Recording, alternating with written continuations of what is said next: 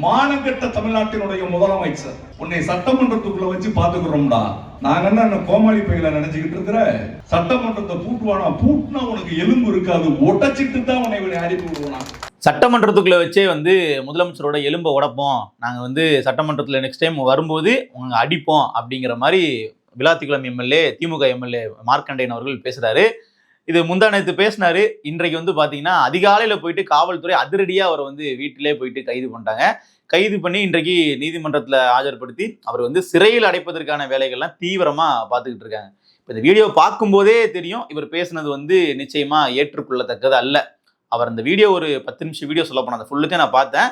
ஆரம்பத்துல இருந்து நல்ல நியாயமான விமர்சனங்களை தான் வச்சுட்டு இருந்தாரு. திடீர்னு பாத்தீங்கன்னா இந்த டோனுக்குள்ள போயிட்டாரு. அம்பியா பேசிட்டு இருந்தவர் அன்னியனா மாறிட்டாரு.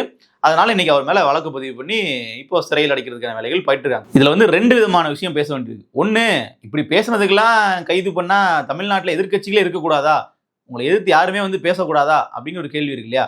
அந்த கேள்வியை பத்தி நம்ம பின்னாடி பேசுவோம். அதுல தாவேக அரசு சில கேள்விகளும் நம்ம கேட்க வேண்டியது இருக்கு. அது தனியா வச்சுட்டு இப்படி ஒரு சம்பவம் நடந்த உடனே ஒரு 2 பேர் அப்படியே கொந்தளிச்சுட்டு வந்தாங்க. முதல்ல நம்ம ஐயா ஸ்டாலின் அவர்கள் என்ன சொல்றாருன்னு பாருங்க. ஜனநாயக பண்புகள் அறவே இன்றி செயல்படும் தாவேக ஆட்சியில் விளாத்திக்குளம் எம்எல்ஏ மார்க்கண்டேயன் அவர்கள் கைது செய்யப்பட்டிருக்கு. கடும் கண்டனம். ஆட்சியில் நடைபெறும் தவறுகளையும் அவலங்களையும் சுட்டிக்காட்டும் திமுகவினரை இது மாதிரி தொடர்ந்து வேட்டையாடி வருகிறது தாவேக அரசு இப்படிங்கிற மாதிரி வரிசையா பாத்தீங்கன்னா ஒரு கட்டுரை ஒன்று எழுதி வச்சிருக்காரு.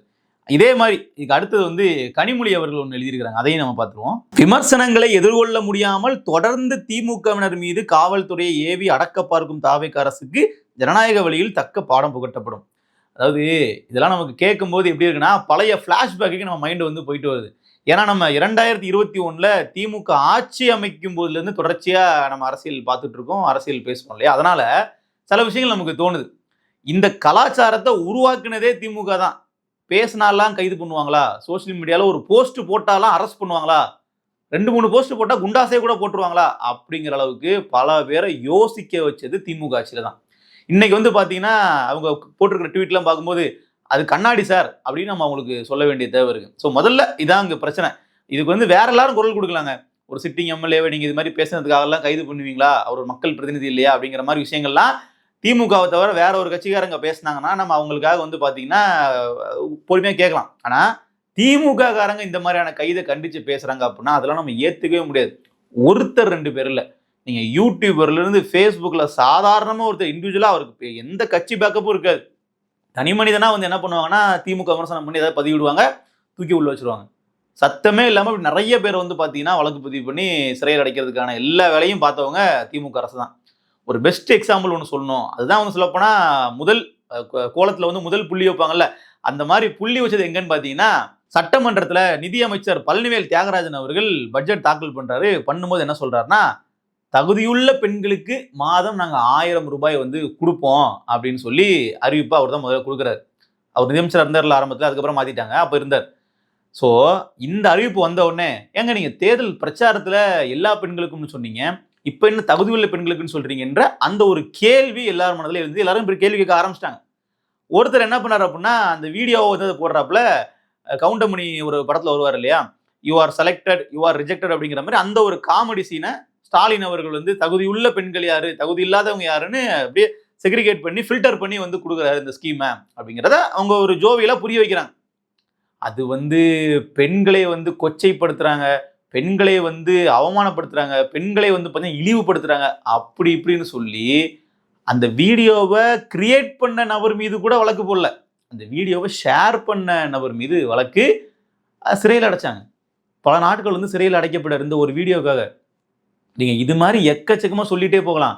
ஏற்கனவே நியூஸ்ல ஒரு செய்தி வந்திருக்கும், அதை எடுத்து நீங்க என்ன பண்ணிருப்பீங்கன்னா உங்க சமூக வலைதளங்களில் போட்டிருப்பீங்க, அது கொஞ்சம் வியூஸ் போயிருந்துச்சுன்னா அதுக்கு ஒரு கேஸை போட்டு விட்டுருவாங்க. இப்படி கட்சிக்கு எதிராக ஆட்சிக்கு எதிராக என்ன செய்தி வந்தாலும் வளைச்சு வழக்கு போட்டது திமுக அரசு. உண்மையாவே அதற்கு முந்தைய அதிமுக அரசு இதை பெரிய அளவில் பண்ணல. அதுக்கு நான் உங்களுக்கு உதாரணத்தோட சொல்ல முடியும், அதை நம்ம பார்ப்போம். இதை முற்று முழுதாக இது மாதிரி கைது கலாச்சாரத்தை பார்த்தீங்கன்னா கருத்து சொல்றவங்க, அரசியல் விமர்சகர்கள், சாதாரண இன்ஸ்டாகிராம்ல வீடியோ போடுறவங்க, ஃபேஸ்புக்ல வீடியோ போடுறவங்க, யூடியூப்ல பேசுறவங்கன்றதுக்கு மேல அப்படியே அதை கிளப்பி விட்டதே திமுக ஆட்சி தான். அதனால நீங்க இதெல்லாம் பார்த்தீங்கன்னா கைது பண்றாங்க, ஐயோ எங்களை கைது பண்றாங்கன்னு பேசுறதெல்லாம் பார்த்தீங்கன்னா வேடிக்கையா இருக்கு. இதுல ஏன் நம்ம வந்து திமுகவுக்கு பின் நம்ம வந்து பேச முடியுதுன்னு பாத்தீங்கன்னா, நல்லா யோசிச்சு பாருங்க. 2017ஆம் ஆண்டு தான் இந்த இன்டர்நெட் வந்து பாத்தீங்கன்னா பூம் ஆகுது. ஜியோ உள்ள வருது. எல்லாரும் வந்து யூடியூப் வந்து பார்க்க ஆரம்பிக்கிறாங்க. இந்த ட்ரோல் மீம்ஸ்லாம் வந்து அப்பதான் கிரியேட் ஆகுது, சொல்ல போனா தமிழ் கம்யூனிட்டிக்குள்ள. அப்போ என்ன பண்ணுவாங்க அப்படின்னா, பொலிட்டிக்கல் சட்டையர் வீடியோஸ் எக்கச்சக்கமா வரும். பொலிட்டிக்கல் மீம்ஸ் வந்து பாத்தீங்கன்னா எக்கச்சக்கமா வரும். அது வந்து ஒரு சூப்பரான பீரியட் சொல்ல போனா. அந்த டைம்ல சோசியல் மீடியா யூஸ் பண்ணவங்களுக்கு பொலிட்டிக்கலா உள்ள நாலேஜ் எல்லாமே வந்து பாத்தீங்கன்னா த்ரூ மீம்ஸ்லேயே வந்து கிடைச்சிரும். ஏன்னா நம்ம நேரடியா கலைஞர் கருணாநிதி அவர்களினுடைய ஆட்சியின் கீழ் நம்ம இல்லை. ஆனா கலைஞர் கருணாநிதி அவர்கள் ஆட்சியின் கீழே என்னென்ன விஷயங்களை ஒரு ஊழல் பண்ணாங்க அப்படிங்கிறத நமக்கு கன்வே பண்ணது அப்படிங்கிறது இது மாதிரியான மீம்கள், ட்ரோல்கள் தான். அந்த மாதிரியான விஷயங்கள் இன்னைக்கு ஒண்ணு கூட உங்க கண்ணில் படாது. அதாவது கருணாநிதி அவர்களை வந்து கட்டுமரம்னு சொல்லி ஒரு ட்ரோல் வரும்.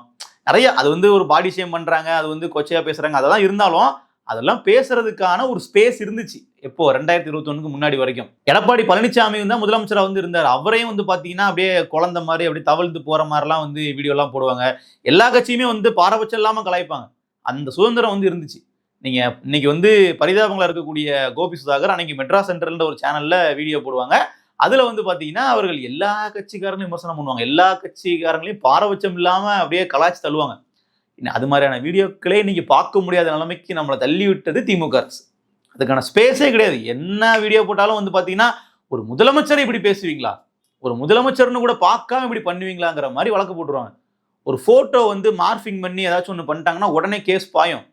ஆனா நல்லா புரிஞ்சுக்குங்க, திமுக ஐடி விங்ல இருந்து திமுகவினுடைய ஐடி விங்கு மறைமுகமா வேலை பார்க்குற ஐடிகள்ல இருந்து எக்கச்சக்கமான மார்பிங் போட்டோக்கள் வந்து அப்படியே சோசியல் மீடியா ஃபுல்லா வரும். ஐடி விங்ல இருந்து முகம் தெரியாத ஆளுகள் போஸ்ட் போடுறது கூட விட்டுருங்க. திமுகவோட அந்த ஐடி விங்ல யூடியூபர்ஸா இருப்பாங்க இல்லையா, அவர்கள் திமுகவுக்கு ஆதரவாக வீடியோ போடக்கூடிய யூடியூபர்கள் இருப்பாங்க இல்லையா, அவங்களோட சேனல் தமிழில் நீங்க எடுத்து பார்த்தீங்கன்னா அப்படி கெட்ட வார்த்தைகள்ல அப்படி ஒரு ஸ்டார் போட்டு போடுறது, கட்சி தலைவர்களுடைய புகைப்படத்தை வந்து மார்பிங் பண்ணி அப்படி ஆபாசமா வைக்கிறதுங்கிற வேலையெல்லாம் பண்ணிட்டு இருப்பாங்க. அதே விஷயத்தை நீங்க முன்னாள் முதல்வர் ஸ்டாலின் அவர்களுக்கு பண்ணிட்டீங்கன்னா நீங்க கைதாயிருவீங்க. ஆனா அவர்கள் பண்ணா அது ஒண்ணும் இல்லை. இப்படிதான் இருக்கும். நீங்க வழக்கு கூட கொண்டு போய் கொடுப்பீங்க. இங்க மாறிங்க, திமுகவை சார்ந்த நபர் இப்படி வந்து பதிவு போடுறாரு, அவர் மேல ஆக்ஷன் எடுங்கன்னா எந்த ஆக்ஷன் எடுக்க மாட்டாங்க. இது மாதிரி வந்து 5 வருஷத்துல பல விஷயத்த பார்த்துட்டு வந்ததுனால இன்னைக்கு இவங்க பேசுறதெல்லாம் கேட்கும்போது நமக்கு அப்படியே சிரிப்பு தான் வருது, சிம்பத்தியே வரல.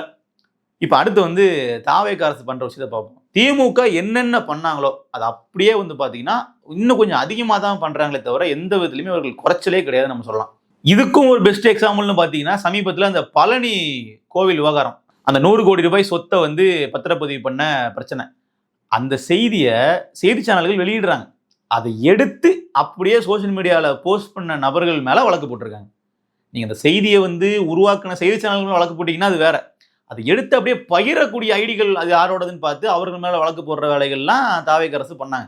அதெல்லாம் இப்ப நடந்த சில நாட்கள் நடந்த விஷயங்கள். இது மாதிரி சொல்லிட்டே போகலாம். இப்ப இந்த விஷயம் கூட நீங்க பாத்தீங்கன்னா மார்க்கண்டேயன் அவர்கள் பேசுனதுங்கிறது அவதூறுல வராது. இப்ப அவதூறு வழக்குக்கு தான் வந்து உடனடியா கைது அப்படிங்கிறத நீதிமன்றமே ஏற்காது. ஏன்னா அனிதா ராதாகிருஷ்ணன் அவர்கள் சமீபத்தில் ஆத்தூர்ல ஒரு கூட்டத்தில் பேசும்போது முதலமைச்சர் விஜய் அவர்களையும் நடிகை திரிஷா அவர்களையும் தொடர்புபடுத்தி பேசிட்டாரு. அது வந்து பெரிய சர்ச்சையாச்சு. ஆனா அது வந்து அவதூறு. அந்த அவதூறு வழக்குக்கு எக்கச்சக்கமான செக்ஷன்லாம் போட்டு அவரை வந்து அப்படியே கைது பண்ணி கூட்டு போனாங்க. நீதிபதி வந்து இதற்கெல்லாம் வந்து நம்ம ரிமாண்ட்லாம் பண்ண முடியாது, நீங்க அரசியல் காரணங்களுக்காக நீங்க சும்மா வழக்கெல்லாம் அள்ளி போடாதீங்கன்னு சொல்லி தாவேக அரசுக்கே ஒரு கொட்டு கொடுத்து அனுப்பி வச்சது. ஸோ அதுதான் வந்து நிலவரம். நீதிமன்றத்தில் அப்படிதான் அவர்கள் அந்த வழக்கை டீல் பண்ணுவாங்க. ஆனா இந்த வழக்குங்கிறது கொஞ்சம் பிட் காம்ப்ளெக்ஸ். என்னன்னு பாத்தீங்கன்னா இது வந்து கொலை மிரட்டல்ன்ற டோன்ல தான் இருக்கு. ஏன்னா இவர் வந்து நான் எலும்பே உடைப்பேன், எலும்பு இல்லாம பண்ணிடுவேன் அப்படிலாம் சொல்றாருன்னா கண்டிப்பா அது வந்து பாத்தீங்கன்னா நேரடியான ஒரு மிரட்டல் தான். சட்டமன்றத்துக்குள்ள நாளைக்கு வரும்போது எந்தவித அசம்பாதையும் நடந்துடக்கூடாது அப்படின்றதுக்காக நாங்க இவரை சிறையில வைக்கிறோம்னு கூட காவல்துறையால நீதிமன்றத்தில் போய் டிஃபெண்ட் பண்ண முடியும். ஸோ அந்த அளவுக்கு தான் இவர் வார்த்தையை அள்ளி விட்டுருக்கிறாரு. ஸோ அதனால இந்த மாதிரியான பேச்சுகள் கண்டிக்கத்தக்கு. ஆனா நம்ம பிரிச்சு பார்க்கணும். அவதூறுக்கு நீங்க வந்து கைது பண்ணுவீங்க அப்படின்னா அது தப்பு. அவதூறு வழக்கு பதிவு பண்ணலாம். ஒரு போலியா ஒரு செய்தி சொல்றாங்க அப்படின்னா அதற்கு நீங்க வேற மாதிரியான வழக்குகள் பதிவு பண்ணி சட்ட ரீதியில் நீங்க மூவ் பண்ணலாம். இப்போ மாரிதாஸ் அவர்கள் ஒரு பதிவு ஒன்று போட்டிருந்தார் இல்லையா, அமைச்சர் கீர்த்தனா அவர்களுடைய புகைப்படத்தை பகிர்ந்து இன்னொரு நபருடைய புகைப்படத்தையும் பகிர்ந்து உங்களுக்கு என்ன தொடர்பு அப்படிங்கிற மாதிரிலாம் போட்டிருந்தார். அது வந்து கிட்டத்தட்ட ஒரு பெரிய சர்ச்சையாச்சு. அவரை வந்து உடனடியாக கைது பண்ணாங்க. ஆனா கைது பண்ணி அவர் சிறையில வந்து அடைக்க முடியல. ஏன்னா நீதிபதி அவர்கள் இது அவதூறு வழக்கு, இது வேற கேஸுங்கிற மாதிரி ரிமாண்ட்லாம் பண்றது ஒத்துக்கல. ஸோ சட்டத்தில் அதுதான் இடம் இருக்கு. ஆனால் இவர்கள் என்ன பண்ணுவாங்கன்னா அது அவதூறு வழக்கா மட்டுமே வந்து என்ன பண்ண மாட்டாங்க, செக்ஷன் போட மாட்டாங்க. இது சமூகத்துல வந்து ஒரு குழப்பத்தை ஏற்படுத்துது, பொது அமைதிக்கு குந்தகம் விளைவிக்குது, இது கலவரத்தை ஏற்படுத்துது, இது வந்து பாத்தீங்கன்னா பெரிய அளவுல நம்ம ஆட்சிக்கே ஒரு கெட்ட பேர் எடுப்பது அப்படி இப்படின்னு எக்கச்சக்கமா என்னென்ன செக்ஷன்ல போட முடியுமோ எல்லாத்தையும் போட்டு அதை ஒரு கிரைம் மாதிரி ப்ரொஜெக்ட் பண்ணுவாங்க. ஏன்னா அப்படியெல்லாம் காட்டினாதான் இந்த மாதிரி செக்ஷன்லாம் போட்டாதான் ரிமாண்ட் பண்றதுக்கு வாய்ப்பு கிடைக்கும் அப்படின்றது. ஆனா நீதிபதிகள் ரொம்ப தெளிவா இப்பெல்லாம் பாத்தீங்கன்னா அதை அப்படியே அனுப்பி விட்டுருவாங்க, இதுக்கெல்லாம் ரிமாண்ட் பண்ண முடியாதுன்னு சொல்லிட்டு. ஸோ அது நீதித்துறை வந்து ரொம்ப தெளிவா இருக்கிற வரைக்கும் இவர்களால வந்து இந்த அதிகாரத்தை தப்பா பயன்படுத்த முடியாதுன்னு நம்ம நம்புவோம். அதே மாதிரி நம்ம தாவேக்கா அரசுக்கு இன்னும் சில கேள்விகளும் கேட்க வேண்டியதா இருக்கு. என்னன்னா, இப்போ எதிர்த்தரப்புல இருந்து இது மாதிரி பேசினாங்க அப்படின்னா அது ஒரு கொலை மிரட்டலாக எடுத்துக்கொண்டு அவர்கள் மீது நடவடிக்கை பாயுது இல்லையா? இதே மாதிரி தாவேக்காலே இன்றைக்கு சிட்டிங் மினிஸ்டரா இருக்கக்கூடிய ஆதவர்ஜன் அவர்கள் பேசுறாரு, கரூர் சம்பவத்துல தொடர்புள்ளவங்களை நாங்க வந்து பழி தீர்ப்போம், சும்மா விட மாட்டோம், கணக்க தீர்த்து கட்டுவோம் அப்படிங்கிறாரு. எங்க தலைவரை கை வச்சீங்கல்ல கரூர்ல, எங்க மக்களை கை வச்சீங்கல்ல ஸ்டாலின் அவர்களே, திரு உதயநிதி அவருடைய வாழ்க்கைக்காக எங்களுடைய மக்களை காவல்துறை மூலமா கொன்று குவிச்சீங்களா, அந்த கணக்க வழக்க முடிக்காம விட மாட்டோம். இப்ப என்ன அர்த்தம்? டைரக்டா அதுவும் வந்து பாத்தீங்கன்னா ஒரு த்ரெட் தான், அதுவும் வந்து ஒரு மிரட்டல் தான். அது கிட்டத்தட்ட அவர்கள் கொலை மிரட்டலா கூட எடுத்துக்கிட்டு வழக்கு பதிவு பண்ணலாம். அந்த மாதிரி அவர்கள் வழக்கு பதிவு பண்ணாங்கன்னா இதே மாதிரி ஆதவர்ஜன் அவர்களை அப்படியே விடிய காலையில போயிட்டு கைது பண்ணி காவல் நிலையத்தில் வச்சு விசாரிப்பீங்களா? இல்லை நீதிமன்றத்துக்கு கொண்டு போய் ஆஜர்படுத்தி ரிமாண்டுக்கு கோரிக்கை வைப்பீங்களா? ஸோ அதற்கெல்லாம் வாய்ப்பெல்லாம் இல்லை. ஸோ அதனால வந்து என்னன்னா ஒரு நியாயமான நடைமுறையில் அவர்கள் நடக்கலாம். இன்னொன்று புதிய ஆட்சி திமுக தான் வந்து பார்த்தீங்கன்னா பல முறை வந்து ஆண்டவங்க ஒரு ஆணவத்தில் இருப்பாங்க, ஒரு மிதப்பில் இருப்பாங்க. அவர்கள் வந்து நம்மளை விட்டா யார் இருக்கா, நம்மளை யார் என்ன பண்ணிட முடியும் அப்படிங்கிற ஒரு மிதப்பில் இருப்பாங்க நம்ம நினைச்சோம்னா, தாவேக்கா அரசு வந்து பார்த்தீங்கன்னா இந்த சின்ன சின்ன விஷயங்களுக்கெல்லாம் ஒரு பெரிய லெவலில் அப்படியே அவர்கள் வந்து இன்செக்யூரிட்டியில் இது மாதிரி வந்து கைது நடவடிக்கைகளில் பாயிறது அப்படிங்கிறத தவிர்த்துட்டு அரசியல் பண்ணது நல்லதுன்னு நினைக்கிறேன். இவரை விட்டுருங்க, மார்க்கண்டையன் பேசுறதுங்கிறது நேரடியான கொலை மிரட்டல் தான். ஸோ அந்த மாதிரியான விஷயங்கள்ன்றது வேற. ஆனால் பொதுவாகவே சமூக வலைதளங்களில் பதிவிடக்கூடிய நபர்களே வந்து கைது பண்ணக்கூடிய நடவடிக்கைகளையும் தாவேக்கா அரசும் பண்றாங்க. அதை வந்து தவிர்க்கணும். இங்க உள்ளவங்க இப்படி கொலை மிரட்டல் விடுத்தாங்க அதனால கைது பண்ணீங்கன்னா அதே சட்டத்தை அப்படியே தாவேக்கால உள்ளவங்க பேசினாலும் அவர்களுக்கும் அதே சட்டம் பாயணும் அப்படிங்கிறதா நம்ம வைக்கக்கூடிய கோரிக்கை. நன்றி.